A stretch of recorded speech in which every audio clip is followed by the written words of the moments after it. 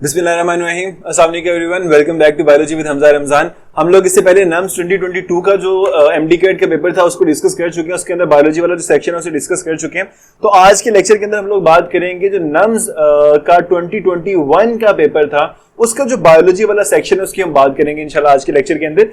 तो हमारे पास सबसे पहले एमसीक्यूज यहाँ पे आता है, if fertilisation occurs the young embryo is implanted into the. देखिए, जब कभी भी एम्ब्रियो प्रोड्यूस होता है, जब फर्टिलाइजेशन होती है, जब चाइल्ड कंसीव होता है, तो जो एम्ब्रियो होता है वो यूट्रस के अंदर जो सबसे इनर लेयर होती है उस लेयर के अंदर जाके इम्प्लांट होता है, जिसको हम लोग एंडोमीट्रियम का नाम देते हैं। तो एंडोमीट्रियम में उसने इम्प्लांट होना होता है। स्पर्म्स आर प्रोड्यूस्ड इन, बच्चों देखो जो हमारे पास यहाँ पे डिफरेंट ऑप्शंस दी गई है, इसमें वास्ट डिफरेंस जो है, इसने स्पर्म्स को ट्रांसपोर्ट करना है, इसने एपिडिडाइमस से स्पर्म को कलेक्ट करके लेके जाके यूरिथ्रा तक पहुंचाना है। तो एपिडिडाइमस जिसके अंदर स्पर्म्स को स्टोर किया जाता है, कलेक्टिंग डक्ट नेफ्रॉन के साथ जुड़ी होती है, उसका स्पर्म्स के साथ कोई ताल्लुक ही नहीं है। सेमिनिफेरस ट्यूब्यूल्स होती हैं, ये वो ट्यूब्यूल्स है जिनके अंदर स्पर्म प्रोड्यूस होते हैं। Hormones called gonadotropins are released by which gland. कोई भी ऐसा हार्मोन हो बच्चों जिसके नाम के आगे ट्रोपिन लिखा हुआ होगा, तो ये बेसिकली एक ऐसा हार्मोन होगा जो कि एक ग्लैंड प्रोड्यूस करता है दूसरे ग्लैंड्स को कंट्रोल करने के लिए। तो यहां पे हमारे पास वो कौन सा ग्लैंड है जिसके अंदर मास्टर ग्लैंड जुड़ा हुआ होता है, दैट इज पिट्यूटरी ग्लैंड। तो पिट्यूटरी ग्लैंड ने जो ट्रोपिन हार्मोन है, ये गोनेडोट्रोपिन हार्मोन है, उनको प्रोड्यूस करने पिट्यूटरी ग्लैंड ने। Which of the following is found at the end of long bones in the nose, larynx and trachea? हमारे पास ऐसा कौन सा कार्टिलेज है जो कि लॉन्ग बोन्स के अंदर, नोज के अंदर, लेरिंग्स के अंदर और ट्रेकिया के अंदर मौजूद होता है? तो हमारे पास एक कार्टिलेज है जो कि ट्रेकिया के अंदर सी शेप रिंग्स बनाता है, लेरिंग्स के अंदर वोकल कॉर्ड्स बनाता है, लॉन्ग बोन्स के ऊपर मौजूद होता है, that is hyaline cartilage. Hyaline cartilage हमारे पास इसका आंसर है।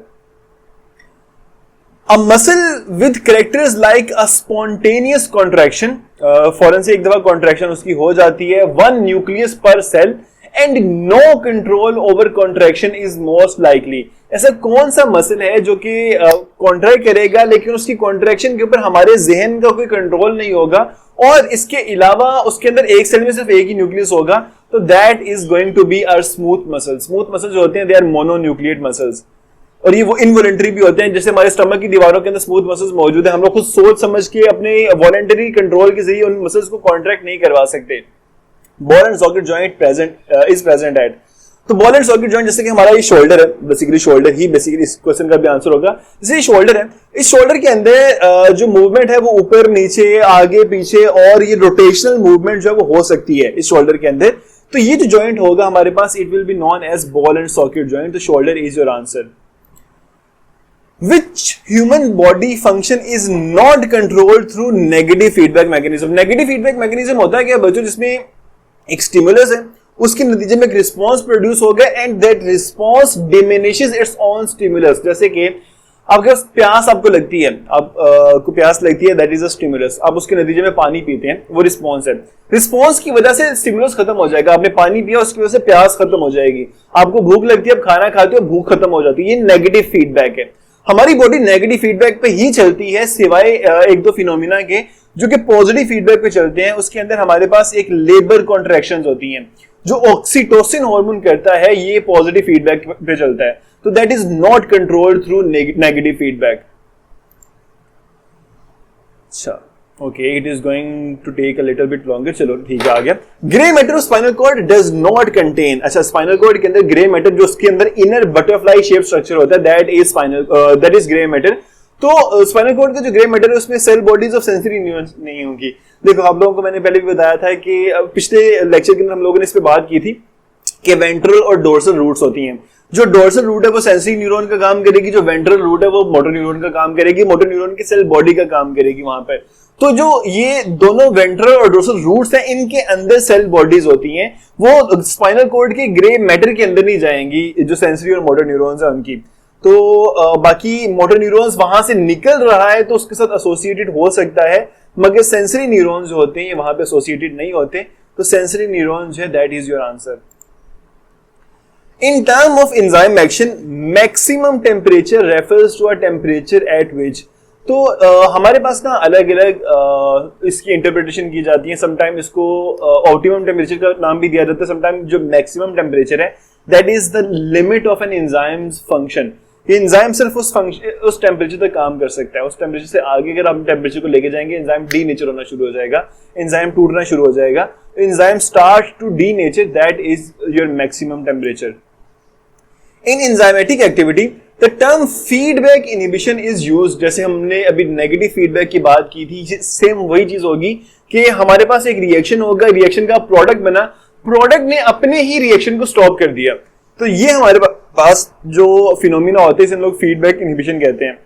तो enzyme is inhibited by the product being produced, that is going to be your answer. हम यहाँ पे एक्सपेरिमेंट करने के लिए गलत आंसर करते हैं एक दफा। Enzyme works normally for regulatory mechanism, तो इसको करते हैं तो हमारे पास ये वाला आंसर गलत है। बेसिकली आंसर जो सही है that is enzyme is inhibited by the product being produced. अच्छा, तो the chemical which regulates the enzymatic activity is, अच्छा यहाँ पे ना बच्चे फौरन से भाग के जाते हैं सबस्ट्रेट की तरफ। सबस्ट्रेट इसका आंसर नहीं है। देखिए, रेगुलेट करने का मतलब उसने एंजाइम की एक्टिविटी को कंट्रोल करना है। ये अप रेगुलेट भी हो सकता है, डाउन रेगुलेट भी हो सकता है। तो एक्टिवेटर जो कि एंजाइम के काम करने को अप रेगुलेट कर रहा होता है, इनहिबिटर जो कि उसको डाउन रेगुलेट करता है, दोनों रेगुलेट करते हैं, दोनों कंट्रोल करते हैं। तो both A and B is your answer. At temperature higher than optimum, enzymatic activity decreases because of। जब ऑप्टिमम टेम्परेचर से मजीद हम टेम्परेचर को ऊपर लेके जाएंगे तो आप लोगों को पता है कि जो एंजाइम की एक्टिविटी है वो डीनेचरेशन की वजह से, एंजाइम जब डीनेचर होना स्टार्ट हो जाते हैं उसकी वजह से डिक्रीज करती है। Which of the following ideas was not part of Charles Darwin's theory of evolution by natural selection? अच्छा, organisms produce more offsprings than the environment can support, ये competition होगा, चार्ल्स डार्विन की थ्योरी का ये part था। Variation between individuals arises by mutation, Charles Darwin ने mutation के बारे में कोई बात नहीं की थी, although that point is valid, लेकिन चार्ल्स डार्विन की थ्योरी के अंदर म्यूटेशन का जिक्र भी नहीं था। तो ये हमारे पास आंसर होगा। Only those individuals best adapted by environment survive and reproduce, यानी कि सर्वाइवल ऑफ द फिटेस्ट, ये भी उसकी थ्योरी में मौजूद था। Individuals compete for scarce resources, कि कंपटीशन होता है, जो फिट होता है वो रिसोर्सेज ले लेते हैं, बाकी जो अनफिट होता है वो डेड हो जाता है। तो ये भी उसकी थ्योरी के अंदर पार्ट था। Option B is your right answer. Evolution of kiwi, foot of modern horse, webbed feet of duck and loss of teeth in whale were all explained in detail by. तो देखो यार, जो evolution of kiwi है कि kiwi flightless bird है, वो किस तरह से इवॉल्व हुआ, जो हॉर्स का मॉडर्न हॉर्स का फुट है वो किस तरह से जो है वो इवॉल्व हुआ, हुफ्स उसके अंदर हुफ बने ताकि वो स्पीड में भाग सके। डक के जो फीट है उनके अंदर वेबिंग प्रोड्यूस हुई, यानी कि जो ऑर्गन ज्यादा यूज हो रहा है वो वाला जो ऑर्गन है वो डेवलप हो रहा है, वो वाला ऑर्गन ज्यादा स्ट्रॉन्ग हो रहा है ताकि उसको इस्तेमाल करके एक ऑर्गेनिज्म सर्वाइव कर सके। And loss of teeth in well, यानी कि वेल ने दांतों का इस्तेमाल नहीं करता तो उसके दांत जो है ऐसे ऐसे खत्म होते जा रहे हैं। तो ये वाली जो यूज एंड डिसयूज की थ्योरी थी ये हमारे भाई जो लामार्क थे उन्होंने प्रपोज की थी। Which of the following is not true about interferons? अच्छा, इंटरफेरॉन्स बेसिकली वो ड्रग्स होती हैं जो कि वायरसेस को किल करने के लिए हम इस्तेमाल करते हैं। Belong to cytokines, activate natural killer cells, activate immune cells and secrete interleukin. तो ये बेसिकली हमारी इम्यूनिटी का पार्ट होते हैं, ये साइटोकाइन से बिलोंग करते हैं। नेचुरल किलर सेल्स को, इम्यून सेल्स को एक्टिवेट कर देते हैं, but they do not secrete interleukin, वो इंटरल्यूकिन को सिक्रीट नहीं करते, वो खुद सिक्रीशंस हैं। अच्छा जी, intrinsic factors secreted by parietal cells of stomach mucosa helps in, जो पेरिटल सेल्स होते हैं स्टमक की म्यूकोसा के वो हाइड्रोक्लोरिक एसिड तो सिक्रेट करते हैं, लेकिन उनके जो इंट्रिंसिक फैक्टर्स होते हैं वो किस चीज की एब्जॉर्प्शन में हेल्प करते हैं? एक माइक्रो न्यूट्रिएंट होता है जिसको हम लोग विटामिन B12 कहते हैं, वो उसको एब्जॉर्ब करने में हेल्प आउट करते हैं हमें। Major volume of gastric juices is produced in stomach by, gastric juices किस वजह से प्रोड्यूस होते हैं? वो गैस्ट्रिन हार्मोन की वजह से प्रोड्यूस होते हैं। गैस्ट्रिन हार्मोन जो होता है उसकी क्वांटिटी डायरेक्टली डिपेंड करती है, किसके ऊपर डिपेंड करती है? प्रोटीन कंटेंट ऑफ फूड के ऊपर डिपेंड करती है। जितना प्रोटीन कंटेंट ज्यादा होगा फूड के अंदर उतना ही गैस्ट्रिक जूस ज्यादा प्रोड्यूस होगा। Which one is not a metabolic role of liver? जो लिवर है उसका मेटाबॉलिक रोल क्या होता है? उसने ग्लाइकोजेनोसिस करनी है, जो ग्लाइकोजन प्रोड्यूस करनी है, ग्लूकोज उससे बनानी है, ग्लूकोनियोजेनेसिस करनी है, उसने प्रोटीन को डीएमिनेट भी करना है, डीएमिनेशन भी करनी है, लेकिन इम्यूनोग्लोबुलिन सिंथेसिस जो है ये मेटाबॉलिक रोल नहीं है, ये इम्यूनिटी के अंदर शामिल होता है। The enzyme which is not produced by pancreas during digestion is, pancreas ने तमाम हाइड्रोलिटिक एंजाइम्स बनाने हैं जो कि हमारे फूड के तमाम मेजर कंटेंट्स को डाइजेस्ट कर सकते हैं सिवाय पेप्सिन के। पेप्सिन स्टमक खुद बनाता है। The heart chamber from where aorta originates, aorta हमारे हार्ट के सबसे थिक चेंबर से निकलती है। जब वो लेफ्ट वेंट्रिकल पंप करते हैं तो एओर्टा के जरिए पूरी बॉडी में ब्लड जो है हो जाता है, तो aorta arises from the left ventricle of our heart. Lymphatic system contains all of the organs और स्ट्रक्चर्स एक्सेप्ट, तो लिम्फेटिक सिस्टम के अंदर लिम्फोइड मैसेज तो होंगे, लिम्फ वेसल्स भी होंगी, spleen is a lymphoid mass, सबसे बड़ा लिम्फोइड मैस है, लेकिन लंग्स जो है ये लिम्फेटिक सिस्टम में शामिल नहीं होंगे। Smaller 40S of ribosome combines with larger subunit 60S in the presence of magnesium ion to form dash particle। अब देखिए राइबोसोम में जो 40 प्लस 60 जो सबयूनिट्स ये मिलते हैं, तो इनके मिलने से 100S का सबयूनिट 100S का राइबोसोम नहीं बनता, बल्कि 40 और 60 जब आपस में मिलते हैं तो वो एक दूसरे के ऊपर ओवरलैप भी करते हैं। एस का बेसिकली मतलब साइज नहीं है, ये स्वीडबर्ग है जो कि सेडिमेंटेशन कोएफिशिएंट है कि कोई भी चीज कितनी स्पीड में सेडिमेंट होती है। तो 40 प्लस 60 यहां पे जब राइबोसोम के सबयूनिट मिलेंगे तो वो 80S का मॉलिक्यूल बनाएंगे। The natural bacterial flora is beneficial to humans because, जो इंसानों के लिए बैक्टीरियल फ्लोरा जो हमारी इंटेस्टाइन में मौजूद होता है वो क्या काम करते हैं कि जब कभी भी कोई पैथोजेनिक कोलोनाइजेशन होनी होती है हमारे स्टमक के अंदर, हमारे इंटेस्टाइन के अंदर, तो वो उसके साथ इंटरफियर करने का काम करते हैं। That is the benefit of having a bacterial flora in human gut. In bacteria, the resistance against heat is provided by, देखिए बैक्टीरिया में दो अलग अलग चीजें होती हैं जो अनफेवरेबल एनवायरनमेंट के खिलाफ काम करती हैं। एक सिस्ट है, दूसरी स्पोर है। सिस्ट प्रोड्यूस होती है वो सेल में जो कि ग्रो कर रहा है अभी, लेकिन अगर एक बैक्टीरियल सेल है जो कि ग्रो कर चुका है तो उसके अंदर हीट के अगेंस्ट जो रेजिस्टेंस प्रोवाइड होगी वो स्पोर्स करेंगे। These hormones perform antagonistic functions except, कि कौन से ऐसे हार्मोन है जो एक दूसरे के फंक्शन को कैंसिल आउट कर रहे हैं, एक ऑपोजिट जा रहे हैं। Growth hormone somatotrophin, somatostatin, somatostatin ने सोमेटोट्रोफिन को रोकना है काम करने से, एंटागोनिज्म है यहाँ पे। कैल्सिटोनिन और पैराथॉर्मोन जो होंगे एक दूसरे के बिल्कुल ऑपोजिट काम करेंगे। इंसुलिन और ग्लूकागोन ने भी ऑपोजिट काम करना है, एक ने ग्लूकोज को कम करना है, दूसरे ने ग्लूकोज को बढ़ाना है, मगर जो एड्रेनालिन और नॉर एड्रेनालिन है ये एक दूसरे से मिलकर काम करते हैं। ऑल्दो एड्रेनालिन जो है ये वेसोडाइलेटर है, जो नॉर एड्रेनालिन है ये वेसोकंस्ट्रिक्टर है, लेकिन दोनों मिलकर काम करते हैं। तो that is your answer. Viruses recognize host through, जो वायरसेस होते हैं वो किस चीज के जरिए अपने होस्ट को रिकॉग्नाइज करते हैं? जो वायरसेस होते हैं ना, इनके प्रोटीन कोड के अंदर जो रिसेप्टर्स मौजूद होते हैं जो कि एक होस्ट के साथ जाके इंटरेक्ट करते हैं। तो वायरसेस जो होते हैं वो अपने प्रोटीन कोड के जरिए अपने होस्ट को रिकॉग्नाइज करेंगे। सेल सरफेस मार्कर्स आर के ऐसे सेल सरफेस मार्कर्स जो है वो बेसिकली एक सेल की आइडेंटिटी होते हैं कि एक सेल के ऊपर उसके ऊपर ना जो कार्बोहाइड्रेट्स हैं उनके कुछ पैटर्न्स मौजूद होते हैं जो कि इस बात की आइडेंटिफिकेशन करते हैं कि ये सेल कौन सी टाइप का सेल है। तो जो कार्बोहाइड्रेट के पैटर्न्स हैं they are attached with proteins, और जब कभी भी कार्बोहाइड्रेट प्रोटीन के साथ जुड़ेंगे तो एक कॉन्जुगेटेड मॉलिक्यूल बनेगा जिस मॉलिक्यूल को हम लोग ग्लाइकोप्रोटीन का नाम देंगे। Prions are present in, sorry, porins are present in, मैं prions बोल रहा हूँ, porins are present in, porins होते हैं ये हमारे पास ऐसी प्रोटीन्स होती हैं जो कि माइटोकॉन्ड्रिया और क्लोरोप्लास्ट ये दोनों जो सेल्फ सस्टेनिंग ऑर्गेनेलीज हैं इनके अंदर मौजूद होती हैं। The role of parietal cells of mucosa, हम लोग पहले भी बात कर चुके हैं कि एक तो इनके इंट्रिंसिक फैक्टर्स होते हैं वो विटामिन B12 को एब्जॉर्ब करवाते हैं, दूसरा इन्होंने HCl या हाइड्रोक्लोरिक एसिड प्रोड्यूस करना है जो कि पेप्सिनोजिन को पेप्सिन में कन्वर्ट करता है। Structure present in both prokaryotic and eukaryotic cells, prokaryotes और यूकैरियोट्स में क्या चीज मौजूद होती है? देखिए एनिमल यूकैरियोट है लेकिन एनिमल में सेल वॉल नहीं होती, प्रोकैरियोट्स के अंदर ATS राइबोसोम्स नहीं होते, लेकिन सेल मेम्ब्रेन जो है वो दोनों के अंदर मौजूद होती है। Which organelle has hydrolytic enzymes, eukaryotes के अंदर ऐसा कौन सा ऑर्गेनेली है जो कि डाइजेशन में इस्तेमाल होता है? ऐसा कौन सा ऑर्गेनेली जिसके अंदर हाइड्रोलिटिक एंजाइम्स मौजूद होते हैं? दैट ऑर्गेनेली इज लाइसोसोम, वो लाइसोसोम है।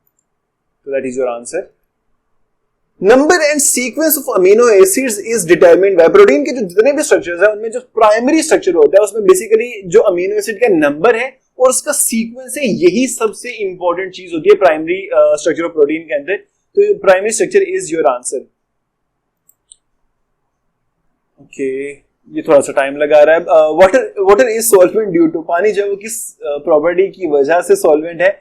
देखिए पानी का जो मॉलिक्यूल होता है ना वो एक पोलर मॉलिक्यूल, उसमें पॉजिटिव और नेगेटिव पोल्स होते हैं, जिसकी वजह से जितने भी पोलर सब्सटेंसेस होते हैं वो पानी में डिसॉल्व हो जाते हैं। तो पानी अपनी पोलैरिटी की वजह से एक इतना अच्छा सॉल्वेंट जो है वो बना हुआ है। कार्बोहाइड्रेट्स कंटेन्स, कार्बोहाइड्रेट CH&O, ये उनके जनरल फॉर्मूला के अंदर हमेशा आता है। उनमें 3 एलिमेंट्स होते हैं, कार्बन, हाइड्रोजन एंड ऑक्सीजन। तो carbon, hydrogen and oxygen is your answer. Most of RNA is present इन, ज्यादातर RNA जो होता है वो कहां पर मौजूद होता है? एक न्यूक्लियस के अंदर, जो एक छोटा सा एरिया है, डार्क कलर्ड एरिया है, उसके अंदर राइबोसोमल RNA प्रोड्यूस होता है। तो ज्यादातर RNA हमारे पास न्यूक्लियोलस, जो न्यूक्लियस के अंदर एक छोटा सा डार्कली स्टेन्ड एरिया होता है, उसके अंदर पाया जाता है। Turgidity in plants is maintained by, plants के अंदर जो टर्जिडिटी होती है वो किस चीज की वजह से मेंटेन होती है? कि एक प्लांट जब कभी भी वाटर को इनटेक करता है, पानी को इनटेक करता है, तो वो जो पानी है, वो जो वाटर है, वो उस प्लांट के वैक्यूल में जाके स्टोर होता है। उस वैक्यूल में पानी के स्टोर होने की वजह से एक प्लांट जो है वो फूल जाता है।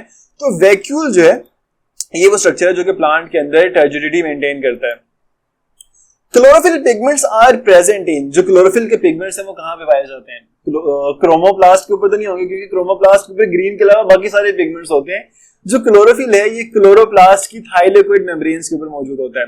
और इलियोप्लास्ट बेसिकली ल्यूकोप्लास्ट की वो टाइप है जो कि फैट को स्टोर करते हैं। ज़ेंथोफिल्स आर विच पिगमेंट्स, एक प्लांट के अंदर ग्रीन के अलावा और भी पिगमेंट्स होते हैं जो कि फोटोसिंथेसिस में हेल्प करते हैं। वो उन वेवलेंथ्स को एब्जॉर्ब करते हैं जिनको क्लोरोफिल एब्जॉर्ब नहीं कर पाता, उसमें ज़ेंथोफिल आते हैं। ये एक्सेसरी पिगमेंट्स कहलाते हैं and these are yellowish pigments. Pathway from receptor to effector in which conscious part of brain is not involve, कि एक जैसे सपोज कर लें हमने किसी गर्म चीज को हाथ लगाया, रिसेप्टर से स्पाइनल कोर्ड से होता हुआ पाथवे वापस जाएगा, इफेक्टर के पास हमारे मसल्स होंगे जो कि हाथ को पीछे खींच लेंगे। तो ये जो पाथवे है जिसमें रिसेप्टर से इफेक्टर तक पूरी की पूरी एक आर्क चलती है, लेकिन उसमें ब्रेन इन्वॉल्व नहीं होता, that pathway is known as reflex arc. Which of the following organelles has its own DNA? हमारे पास 2 ऑर्गेनेलिज मेन आते हैं जो जिनका डीएनए अपना होता है, न्यूक्लियस के अलावा उनके अंदर अपना डीएनए मौजूद होता है और वो अपनी रेप्लिकेशन के लिए न्यूक्लियस पे बिल्कुल भी डिपेंड नहीं करते। उनको माइटोकॉन्ड्रिया और क्लोरोप्लास्ट का नाम दिया जाता है। तो माइटोकॉन्ड्रिया एंड क्लोरोप्लास्ट ये बेसिकली 2 ऑर्गेनेलिज हैं। Which organelle performs a role in cell wall formation? Cell wall एक सेल का जो प्रोटोप्लाज्म है वो बनाकर सिक्रीट आउट करता है। तो जो प्रोटोप्लाज्म बनाकर सिक्रीट आउट कर रहा है, सेल सिक्रीशन के अंदर कौन सा ऑर्गेनेल इन्वॉल्व होता है? That is going to be Golgi apparatus. Golgi apparatus होता है, ये सेल सिक्रीशन में इन्वॉल्व होता है। तो सेल वॉल फॉर्मेशन में भी यही इस्तेमाल होगा। स्टीरॉइड सिंथेसिस अकर्स इन, जो स्टीरॉइड्स हैं ये कोलेस्ट्रॉल से डिराइव किए जाते हैं और कोलेस्ट्रॉल इज बेसिकली लिपिड। तो सेल में लिपिड सिंथेसिस या लिपिड मेटाबॉलिज्म में एक ऑर्गेनेली जो कि सबसे ज्यादा इन्वॉल्व होता है, that is your smooth endoplasmic reticulum. तो स्मूथ एंडोप्लाज्मिक रेटिकुलम ही स्टीरॉइड हार्मोन्स बनाएगा। The master gland in the human body, हम लोगों ने पहले भी बात की थी कि जो पिट्यूटरी ग्लैंड है उसने ट्रोपिन हार्मोन्स प्रोड्यूस करने हैं, तो it is going to be your master gland for the body. End product of light reaction of photosynthesis is, light reaction के नतीजे में टोटल 3 चीजें वैसे प्रोड्यूस होती हैं। एक हमारे पास जो ऑक्सीजन का मॉलिक्यूल रिलीज होता है वो बाई प्रोडक्ट है, और 2 ऐसे मॉलिक्यूल प्रोड्यूस होते हैं जो कि एनर्जी रिच मॉलिक्यूल्स है जिनकी एनर्जी को यूज किया जाएगा डार्क रिएक्शन के अंदर। वो जो मॉलिक्यूल है वो ATP और NADPH है, तो दैट इज योर आंसर। इसके अलावा अगर यहाँ पे ऑक्सीजन भी होता तो that would also be true. Definition of hydrolysis, hydrolysis क्या होता है? 2 अलग अलग हमारे पास रिएक्शंस होते हैं, कंडेंसेशन और हाइड्रोलिसिस। जब 2 मॉलिक्यूल्स को आपस में मिलाया जाए, उनमें से पानी का मॉलिक्यूल निकलते हैं, इसे हम लोग कंडेंसेशन या डिहाइड्रेशन सिंथेसिस का नाम देते हैं। अगर पानी को ऐड करके 2 मॉलिक्यूल को तोड़ा जाता है तो that reaction is known as hydrolysis. तो कंबाइनिंग नहीं होगा, इसमें ब्रेकिंग होगी, breaking of molecules due to reaction with water, that is your right answer. Which of the following is a structural protein? Pepsinogen एक प्रोएंजाइम है, casein milk के अंदर मौजूद एक एंजाइम है। एंजाइम्स बेसिकली एंजाइम्स हैं, वो स्ट्रक्चरल नहीं, वो फंक्शनल प्रोटीन्स हैं। कोलाजिन एक स्ट्रक्चरल प्रोटीन है जो कि हमारी जो मसल्स हैं, मसल्स कह रहा हूं, जो हमारे बोन्स हैं उनके अंदर मौजूद होती है, हमारे कार्टिलेज के अंदर मौजूद होती है। Transmission of impulse is done by, तो जो एंडोप्लाज्मिक रेटिकुलम है, बेसिकली एंडोप्लाज्मिक रेटिकुलम का सिर्फ और सिर्फ मॉलिक्यूल्स को एक जगह से दूसरी का ट्रांसपोर्ट करने का काम नहीं होता, बल्कि जो स्मूथ एंडोप्लाज्मिक रेटिकुलम होते हैं ये नर्व इंपल्स की ट्रांसमिशन में भी हेल्प आउट करते हैं। The pH of human blood is, अच्छा ये एमसीक्यूज उन्होंने वाकई में मुश्किल बनाया, क्योंकि देखें इसमें जो रेंज है वो बड़ी छोटी छोटी रखी है, उन्होंने एक दूसरे के करीब करीब रेंज रखी है। तो इंसानों का जो ब्लड है उसकी पीएच तकरीबन 7.4 के अराउंड होती है, तो 7.35 टू 7.45 हमारे पास इसका आंसर होगा। नॉर्मली बच्चे सिर्फ 7 जेन में रखते हैं, बच्चों 7.4 आप लोगों ने जेन में रखना है, उसके इर्द गिर्द ही पीएच होती है इंसान के ब्लड की। In an x linked recessive disease an affected woman married to a normal man, the percentage of affected daughters is, X-linked recessive disease जो होती है वो अगर एक affected woman है उसके अंदर दोनों alleles जो हैं वो मौजूद है डिजीज वाली, वो एक नॉर्मल मैन से शादी करती है, तो डॉटर्स कितनी अफेक्ट होंगी हम लोगों ने ये देखना है। तो बेसिकली यहाँ पे कोई भी डॉटर इफेक्ट नहीं होगी, क्योंकि मेल से जो हमारे पास वो डोमिनेंट अलील है वो आ जाएगी। लेकिन हम इसको एक दफा टेस्ट भी कर लेते हैं, just give me 1 second. Okay, हमारे पास ये एक, होल्ड ऑन, ठीक है, हम इसको जरा एक दफा टेस्ट करते हैं।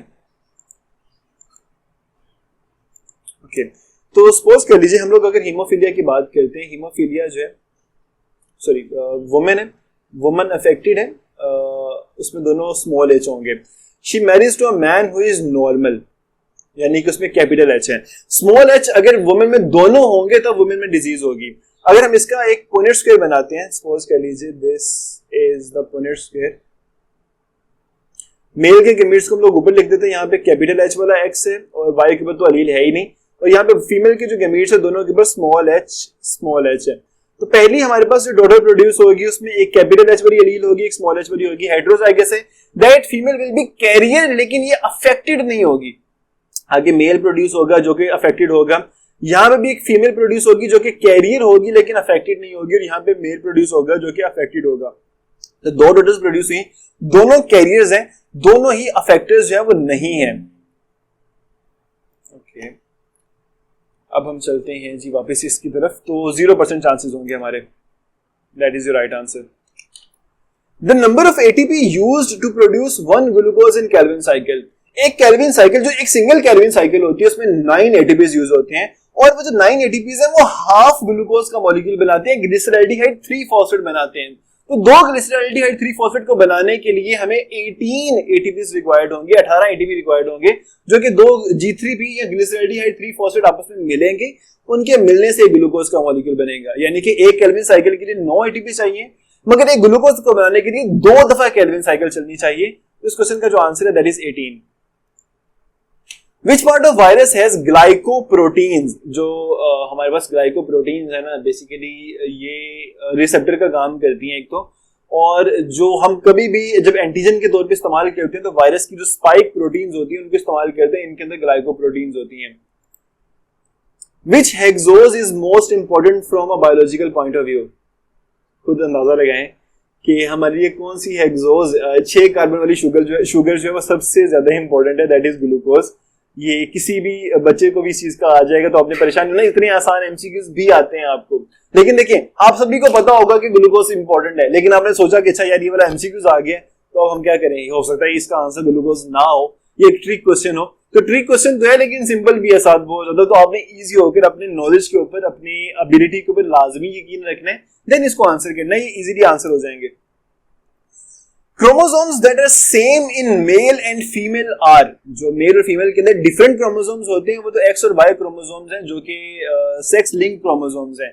लेकिन इनके अलावा हमारी बॉडी को बनाने वाले जो क्रोमोसोम्स हैं जो कि ऑटोसोम्स हैं, ये दोनों के अंदर सेम होते हैं। In light reaction water is used in, पानी का जो काम होता है लाइट रिएक्शन में वो ये होता है कि पानी को पकड़ के तोड़ा जाता है, उसके अलावा उसने कोई काम नहीं करना। तो लाइट रिएक्शन में वाटर जो है वो फोटोलाइसिस में इस्तेमाल होता है। Light reaction takes place in which part of chloroplast, तो बच्चों बताएं जरा, लाइट रिएक्शन जो है वो क्लोरोप्लास्ट के कौन से पार्ट में होती है?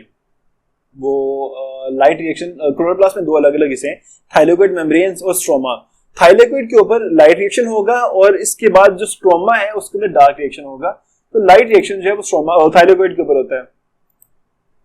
Which of the following attaches bonds to muscles? तो दो तरह के कनेक्टिव जो टिश्यूज होते हैं हमारे पास, एक टेंडन जो कि एक बोन और मसल को आपस में जोड़ता है, जैसे हमारा ये बाइसेप है, हमारी बोन से जुड़ा हुआ होगा, ये टेंडन्स के जरिए जुड़ता है, और दूसरे हमारे पास लिगामेंट्स होते हैं जो कि बोन को बोन के साथ जोड़ते हैं, जो हमारे जॉइंट्स बनाते हैं। तो यहाँ पे इसका आंसर टेंडन होगा। The outermost living boundary of the cell is, outermost boundary तो सेल वॉल होती है, लेकिन लिविंग बाउंड्री की अगर हम बात करें जो कि अलाइव है, तो cell wall is not alive. जो आउटरमोस्ट लिविंग बाउंड्री होती है वो सेल मेम्ब्रेन होती है। The sensation of pain is produced by, ये बहुत दफा रिपीट हो चुके हैं एमसीक्यूज, जो टाइप्स ऑफ रिसेप्टर्स हैं उनमें नोसिसेप्टर्स जो आते हैं, ये वो रिसेप्टर्स हैं जो कि पेन की सेंसेशन को फील करवाते हैं। The resting membrane potential is, ये भी लास्ट टाइम रिपीट हुआ था, यानी कि 2021 में भी आया, 2022 में भी आया ये वाला एमसीक्यूज। -70 मिलीवोल्ट जो है that is your resting membrane potential. और which neurotransmitter is present in the peripheral nervous system? तो एपिनेफ्रिन, डोपामिन और सीरोटोनिन, ये तीनों न्यूरोट्रांसमीटर्स जो होते हैं ये सेंट्रल नर्वस सिस्टम में काम कर रहे होते हैं। साथ एसिटाइल कोलाइन जो है ये हमारे पास एक ऐसा न्यूरोट्रांसमीटर है जो कि पेरिफेरल नर्वस सिस्टम के अंदर होता है।